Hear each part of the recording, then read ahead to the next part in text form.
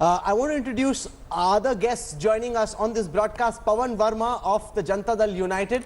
You know, he's very strongly in the NDA, but sometimes he bowls a few off spinners and some googlies, a few Chinamen as well. So let's see what he's got up his sleeve right now.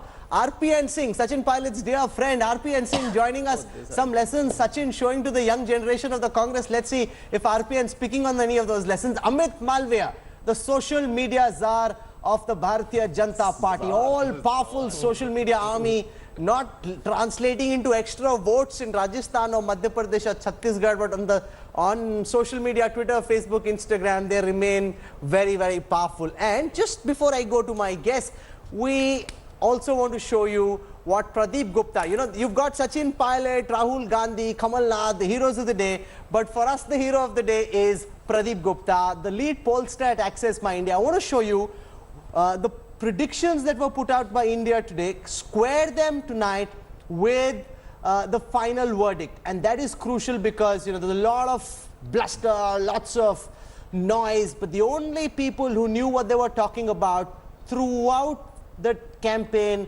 was the India Today Access My India team. I want to show you on our screen what our team at Access My India and the India Today data team predicted. Compare this with the final results. Nobody else will put up a graphic. There were some channels that had the absurdity of having one poll show the BJP in the lead, the other poll show the Congress in the lead. Heads I win, tails I win. I can always claim, even if I turn polling into a gimmick, that I was on the winning side. So here it is.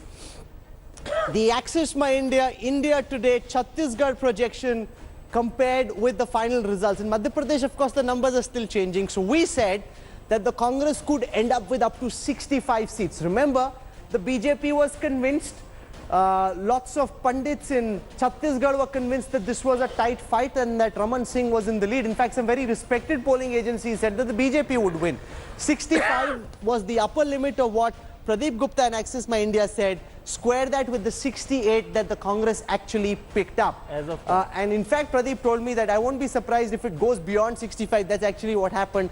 The BJP predicted between 21 and 31, they got 16. You know, when it comes to polling, that's about as good can get. I want to show you now the numbers from Rajasthan. Here again, look at the trend, look at the direction, look at the message of the poll, and then compare that with what's happening. 119 was the lower limit of his prediction. 101 is what they've got. The BJP, Pradeep and his team predicted would be between 55 and 72. 73 is what they got. So what seems to have happened here is that you've got more others than your poll picked up. Why is that the case, Pradeep Gupta? See, there were more rebels, particularly in case of Congress. We have said there are about 12 strong rebels in Congress camp, as against 6 strong rebels in BJP camp. It seems all of them has won. We predicted about 11 to 14 in others, but I think all rebels has won. Okay.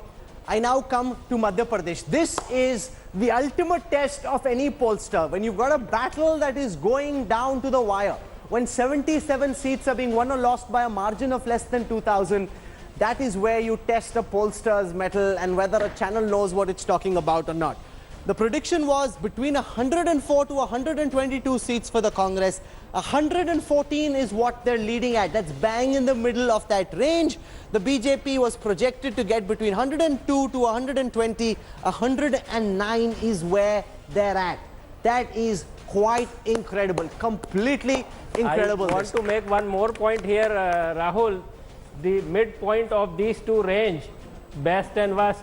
Congress, it was 113, and BJP, it was 111. And most importantly, the vote share we predicted 41% for the Congress and BJP 40 odd. I never give figures in decimals. Otherwise, it would have been 41% for both the party, and both the party are standing as of now at 41%. Absolutely. I want to show you now, it's not just these 3 states, there's also Telangana. Look at our projection, compare that with the ultimate result. We said that TRS would get between 79 and 91.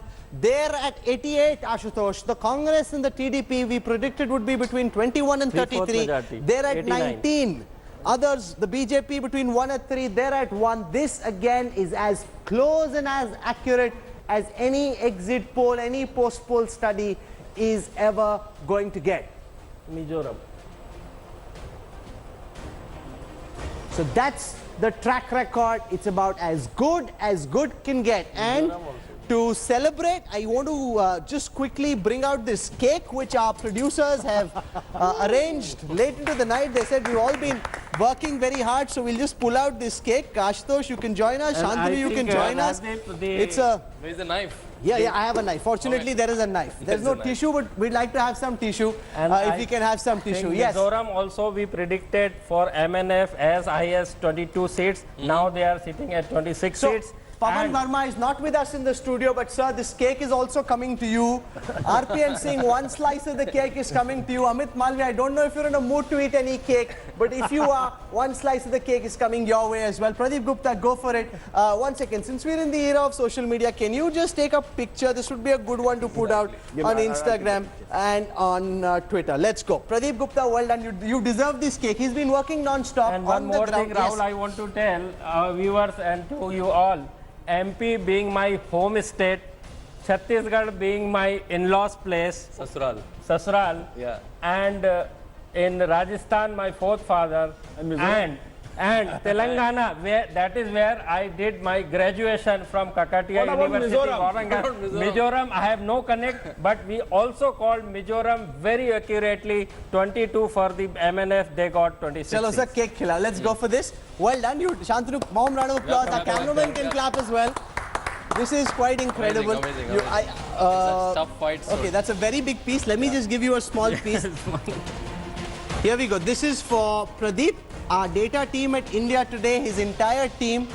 And Thank you very much. Thank you so much. good. Okay, so we'll just cut the cake and have the rest sent around. I promise. Everybody in the studio is looking and wondering if they're getting some cake. I promise all of you, there's plenty of cake going around, so everybody's going to get a piece of this cake. Pavan Verma, the cake's coming your way as well. So we're going to have it sent in a short while from now to you. What do you think, Mr. Verma, are the big ticket takeaways, apart from the fact that India Today is India's election channel, what according to you are the big takeaways from today's verdict, sir?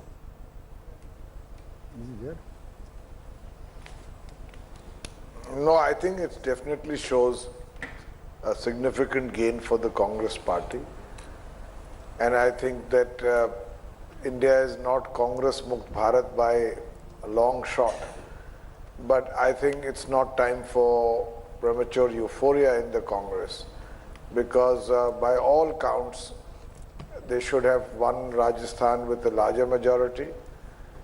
Madhya Pradesh, after 15 years of anti-incumbency, it's still battled down to the wire. The clear victory is in Chhattisgarh, but I think Telangana, they made a disastrously wrong alliance with the TDP, and the results are there to see. And in Mizoram, they have lost to the local party there. So the important takeaway from this election is that the BJP needs to introspect, look at some of the issues, particularly rural distress, some aspects of a very polarized, communally divisive agenda. I think the Congress needs to understand that without organization, cadre, strategy, communication, vision, you cannot only count on the negative vote, but you have to proactively also get some of the positive votes that come to you. So it's a mixed bag, Rahul, actually, lessons for all the major parties, and in particular, one last lesson: any party which claims to be national has to begin to treat its allies with greater respect, because all parties of that ilk are going to need allies. Okay, so two straight questions, In Pavan 2019. Verma. Do you believe the BJP is treating the Janata Dal United with respect as a national party, and you're an important ally in Bihar? We saw Upendra Kushwaha walk out in the NDA yesterday. Is there at all a possibility between now and February, March that the JDU also could have to consider, because Nitish Kumar frankly isn't quite getting the same kind of bow that he got with Atal Bihari Vajpayee and LK Advani. He doesn't like that. That's quite clear. Will there be a rupture? Will the volcano burst? Or if you I want to answer that question more hypothetically and not so directly. I'll give you a straight answer. Yes, okay, go on.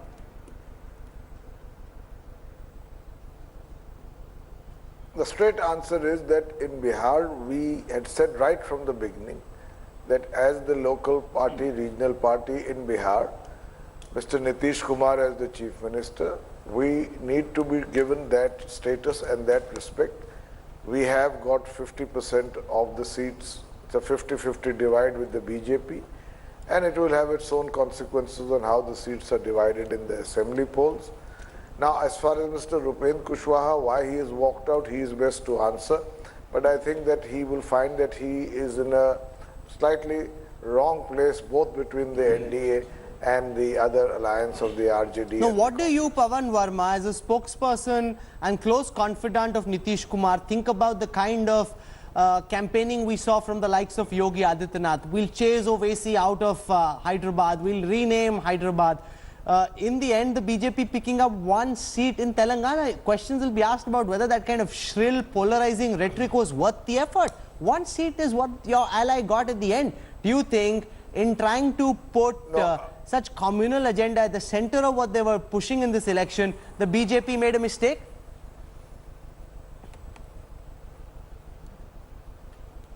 Well, I think that communal agendas are beyond a point self-limiting, self-defeating and wrong for the country. Mr. Nitish Kumar is very clear on this, and I think as allies within the NDA, each of us carry a worldview and a point of view of our own, and that is why Mr. Atal Bihari Vajpayee had coined the phrase coalition dharma. I say to you that on communalism, it's a situation of zero tolerance on our part. We believe that a Hindu is not a puppet at the end of somebody's string twitching to some communal slogan. There are limitations to this kind of politics. And I want to say to you, I wrote about it once, that while many Hindus and most Hindus revere Maryada Purushottam Ram, almost every home in a Hindu home will have a Pratima or picture of Lakshmi as well. So if there are issues relating to Lakshmi, who stands for prosperity, including jobs, including dhanda, your work. These are issues which cannot be pushed under the carpet. And in particular rural distress, we have taken a very strong stand on the agricultural sector and the need to do more for the farmers who are obviously under distress. So essentially what I'm saying is, we have a good seat sharing arrangement in Bihar. We expect to do well, but we also expect within a larger alliance for all allies and their point of view to be given.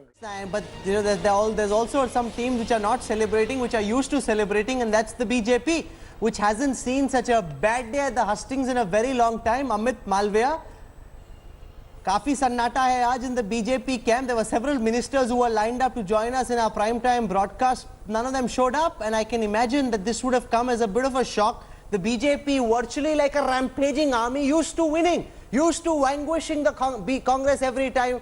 You were thinking that there'll be a Congress Mukt Bharat. Instead, the Hindi heartland sending a message, Congress abhi zinda hai. You know, Rahul, the BJP has a long tradition of taking defeats in stride. We have been on the winning path over the last few years, but before that, I can't remember how many elections the BJP would have lost, but we've risen every time because we have a very large number of dedicated, committed, ideologically anchored karyakartas who come back to fight with a bigger vigor every time that we lose at the hustings. And I don't think it is going to be any different today. Although we may have been humbled at the hustings this time, but there is a lot that we can take back. Despite being in office for 15 years, we are still a formidable force in Madhya Pradesh. The battle has gone down to the wires. In fact, the BJP seems to have got more number of absolute votes in the state, and that's something that's very encouraging for us. Rajasthan, where nobody gave us a chance, and people said that, you know, why are you even wasting your time? We were in contention, and the Congress has barely made it to the halfway mark. So there's a lot that we can rejoice, and I think the position that we are in today, we will come back very strongly from where we are.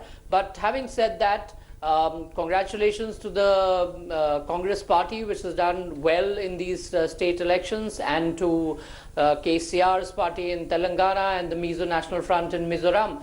The important highlight, though, of these elections is that Northeast is now definitely Congress Mukt, and we can see they are developing and doing very well, and I'm sure Mizoram will join the league of it.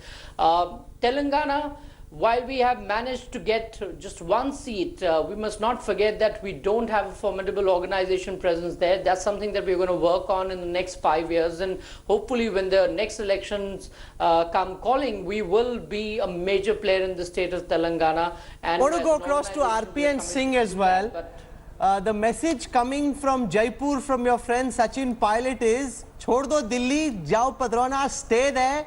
Just work on the ground, forget about family, forget about friends, forget about the social circles of Delhi.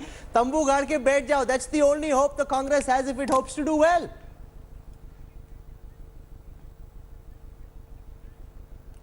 Well, Rahul, first of all, I'd like to congratulate you, your team, India Today, Aaj and Mr. Pradeep Gupta.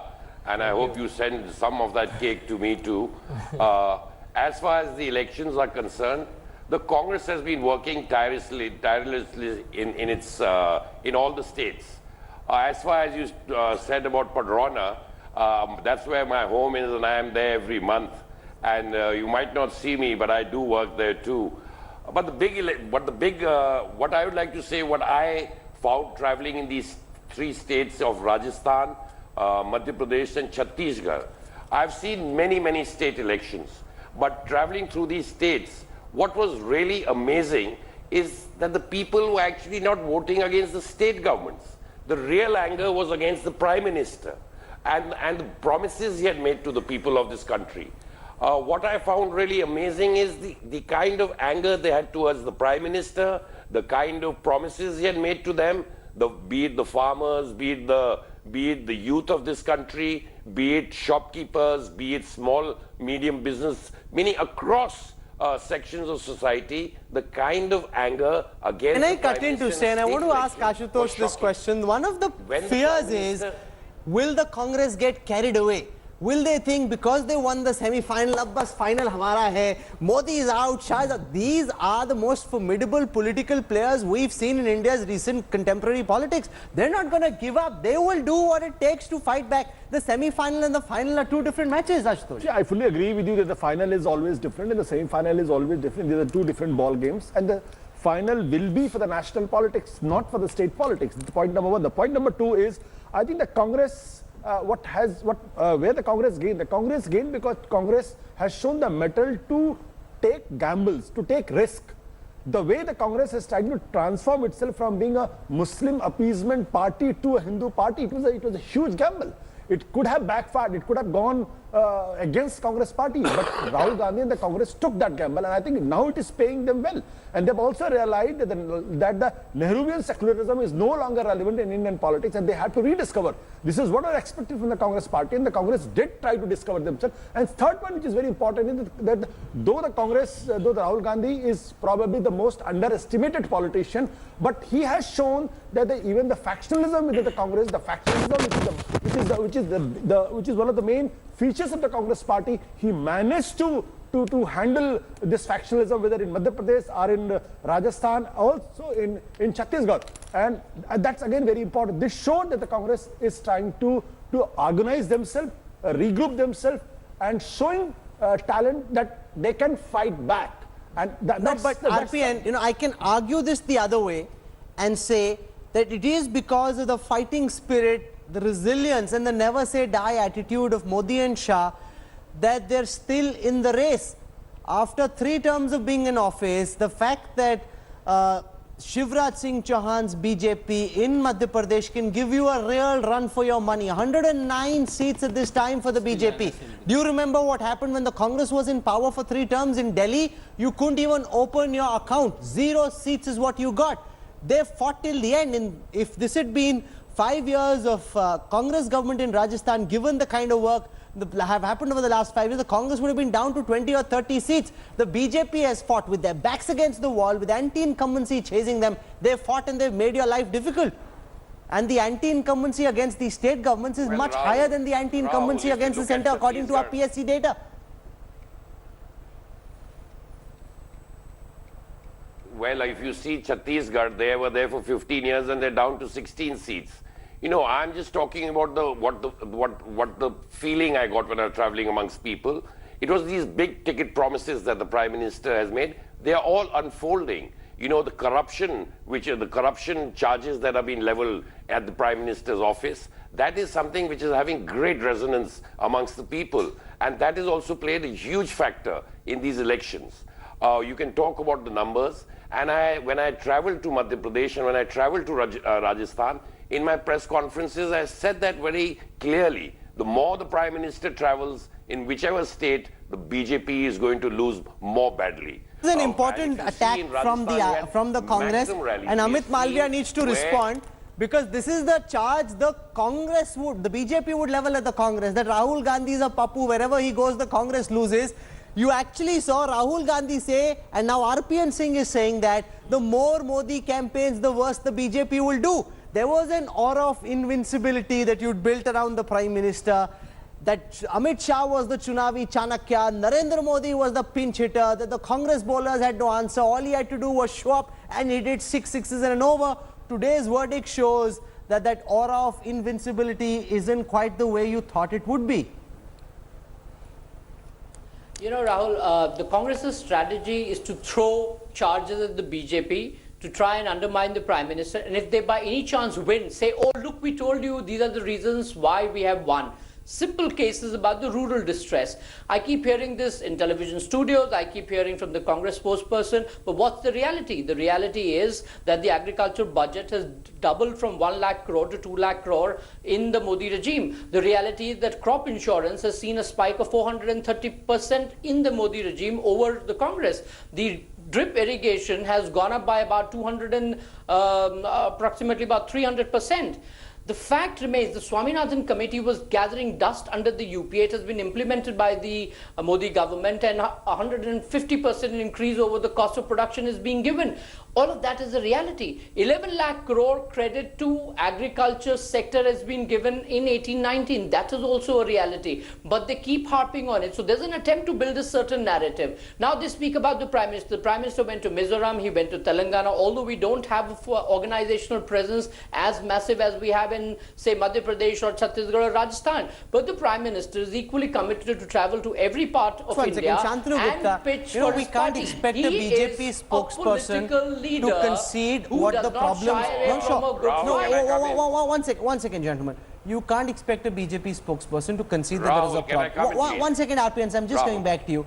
The fact is that this post-poll study done by India Today shows that Dalits, tribals, unemployed youth, farmers, farm laborers, first-time voters, that's a big section of society the BJP hoped were theirs. Key communities ahead of the 2019 elections have voted more for the Congress than for the BJP across the Hindi heartland. What should the BJP think tank, forget what they're saying on camera, what should they be thinking off camera, and how can they try and fix it? So I'm saying, Rahul, you're right. BJP spokesmen have to do their job on the TV channel. But again, the margins, but the difference of vote share between them is very small. And I was just pulling the Nota data. The Nota data from MP is 1.4%, which is far more than the difference between two. The Nota data between in Rajasthan is 1.32%, which is more than the difference between two parties. So I know. I'm saying if you're ruling for 15 years, I'm sure there are sections of group who have not got what they might have expected. And after 15 years, there's a very new set of voters which is voting, and their expectation is totally different. So again, just pinching it that this is a verdict on the Chief Minister, this is a verdict on the Prime Minister, I think is calling it too early. And see the gap, 1.9 to 1.14, still I think Election Commission, as you're calling, still the data is not out. And in Rajasthan, when we see the difference between parties is normally BJP used to go to 150, 160 with 73 seats. They're still in the running. Shantanu, victory is a victory. Victory is a victory. With one ball, one wicket, one seat. If they have 101, they needed 100 there across the finishing line. Totally the BJP won 99 seats. Totally with you. But in the end, jo jeeta wahi sikandar. Rahul, here we are trying to slice and dice the data. See, I think, Rahul, the one point which I want to make, I don't want to say that the Modi and the Amit Shah are the most overestimated politicians.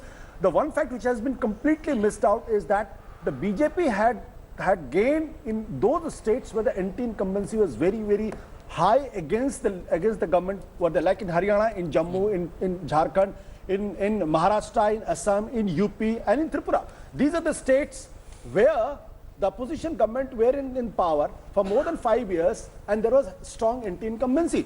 Except in Gujarat, where the BJP was fighting to save its front, the BJP saved itself. In Karnataka, they could not dislodge and they could not form their own government. But So the real, let me complete. The real test was these 3 states where they should have saved the government. They could not save the government. My point is, it's easy to win the states where there was strong anti-incumbency against the opposition government. But why BJP could not retain its own ground where there was a strong anti-incumbency Let's against see its if own Amit government? Malviya can respond to that. If Modi was as big a factor and Amit Shah was the tactical genius the BJP thinks, Ashutosh argues, with strong chief ministers, with the RSS support, with the BJP cadre, you should have won despite the anti-incumbency. If Rahul Gandhi is a pappu, if there's only narrative and people are very happy with all the benefits the Modi government is giving them, you should have won 3-0. Why is it that you're losing 3-0 then? You must reflect on that, Malviya. No, but absolutely, Rahul, and we are going to reflect, and we would have liked to won 3-0. But I quite like the expectation that people have of the BJP that despite being in office for 3 terms, 15 years long, we should win. We will try to win it. We will win these states back when the elections are called next time around. And I quite take this up as a challenge that the party will put its best foot forward. But the reality is that if you look at the numbers closely, whether it's Rajasthan or Madhya Pradesh, the BJP hasn't done bad at all. It's in the first past the post system. The Congress has got slightly ahead of us, but that's not taking anything from them, because at the end of the day, there is only one winner in a contest, and it seems that the Congress is going to be on the winning side this time. But don't whip the BJP for what is an unfair assessment of the party. Yes, we would have liked to win. Yes, we would have liked to buck what people call as anti-incumbency. But I call it a fatigue factor that has gone against us. It's not anti-incumbency. It's not that people don't like saying, Shivraj Singh you know, Chauhan a or they senior want him out minister of in the office. Yogi Adityanath government who's watching this broadcast, whom I shan't name, just messaged to say, you know, that you are saying Congress abhi zinda hai. Don't forget Tiger abhi zinda hai, and this is a wounded tiger. And nothing can be more dangerous than a wounded tiger, because he's looking to strike back. You know, there may have been a certain sense of complacency that the Congress is weak, will win 2019. With this hurt and injury, Modi and Shah now raring to go, he says.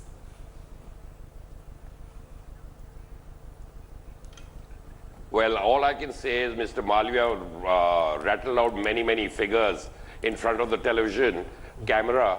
What I would like to say, why wasn't the Prime Minister talking about his achievements? What were his speeches? The Prime Minister never spoke about development once in any of his speeches. That's totally what has unfair. happened to the RBI? What has happened to the Then Mr. CBI? Arpin Singh has not heard his speeches. The whole government is collapsing. We aren't talking of a wounded tiger. Beg your pardon, I've heard his speeches, I didn't interrupt you. And we saw the kind of speeches. He spoke about Sonia Gandhi, he spoke about Jawaharlal Nehru, he spoke about Nana, he spoke about Nani, he spoke about how good a Hindu he is, or how little he knows about Hinduism. He spoke about how Hinduism is under threat. Where if all these figures that he's quoting, why wasn't the Prime Minister quoting these figures? Instead of constantly attacking the Congress party. Hello? Yeah, we hear Hello. you, RP and Singh. We are allowing the Congress to speak. Don't be so surprised. The Congress is one. We're just staying quiet. We're letting you speak. This is your big day. Yeah, I know. Nobody's interrupting. So he was Yeah, like, so He's the used Prime to the Minister- cacophony, Prime somebody Minister pouncing did in, not speak not about used the to being allowed to promises- speak. The promises he made for 4.5 years, the Prime Minister, why has he not talked about the promises he made? Why hasn't he spoken about farmers? Why hasn't he spoken about the corruption? Corruption, as I said, is one of the biggest issues which is hurting the BJP. The BJP doesn't want to talk about it. The BJP wants to brush it under the carpet, but the whole country, you know what they are Words saying. from my guest. Will we see the campaign, I don't want to say it Ashutosh? on television because your viewers are saying You think get more negative from here? See, I tell They're you one saying thing. it in their drawing room. In 2014, the Modi could win because Modi himself was a big idea. Now the issue is in 2019, where is the big idea? Modi is repeating himself, Amit Shah is repeating himself, BJP is repeating himself, the same phrases, and they have no big idea. If they could not discover a new idea like the Modi discovered in 2014, Modi is certainly heading for a trouble. Okay, so I need to slip into a quick break right now. We just had a word from Kamal Nath's office. They're still there, all of them together, keeping a hawk's eye. You know, the one thing that Goa taught the Congress really is you can't sit back and think we're the single largest and it'll fall into your lap. Modi and Shah will let nothing fall into your lap. If you want it, go grab it. They're making a grab for it. That's what's making things exciting and interesting. This is the semi-final. The final is a different match. And I kind of agree with the BJP minister from Uttar Pradesh who messaged me. I like the idea. You've got senior election commission officials watching, messaging, responding in real time. You've got ministers watching, responding, sending us ideas in real time. So that's always an interesting way of making this more and more interactive. Pradeep Gupta is our man of the match. The Congress can argue whether they want Gehlot or Sachin, or whether they want Kamal Nath or Jyotiraditya. We're not confused. Rahul, it's full credit once again to Team Axis My India, and I must congratulate and thank them for making Axis so successful over last 5 years. And once again, I'm thankful to my team and my surveyors. You know, and I also think it's only fair, because if you're wondering why we're patting our back so much, because over the last few days people were saying, oh, you're writing analysis and post-poll studies, isse kya hoga, ye to sab nakli. It's not. If you do a good survey, it does throw up trends, and I still believe on a night that we've got this right, that you can get vote share percentages and seat share projections here and there. But if you do a good, robust, representative sample survey, it gives you a sense of how people are thinking. And there is no other tool available to any student of politics to understand what the message is. There is a dire writing on the wall. The question is, will the BJP read that message, and what will they do in the next few months? Don't think they'll roll over. This is not the Congress. They're not conceding defeat. They're going to be shocked. They're stunned and they're silent tonight. But they will fight back. Of that you can be certain. I want to thank our guests for joining us. This has been a long night indeed. Our reporters on the ground, we're tracking this very closely.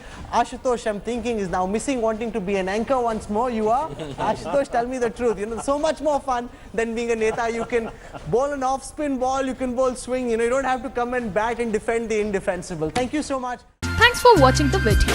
For more such news and updates, please like, share and subscribe to India Today. Also check out our other great videos from our channel. We know you would love to.